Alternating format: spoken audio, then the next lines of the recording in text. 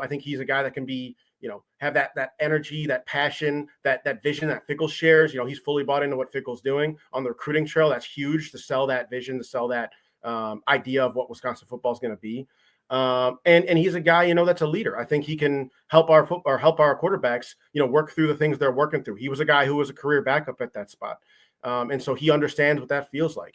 He played for 2 Hall of Fame coaches, and then he also played for Luke Fickell for that 1 year. He played 2 years under Tressel, 1 year with Fickell, 2 years under Urban, right? He played with Dan Mullen. He played with some incredibly good quarterbacks and incredibly good systems. So he's a smart guy. He picked up the offensive system we ran with Longo and well enough to be able to call it for a couple games at the end of the season, right? He was the interim offensive coordinator at Arkansas when they fired their offensive coordinator halfway through last year. And the only feedback he got from the Arkansas people is that they loved him. They were sad when he left. So he's a guy I think that's got a lot of potential. But it's tough to say, does that mean it's going to work?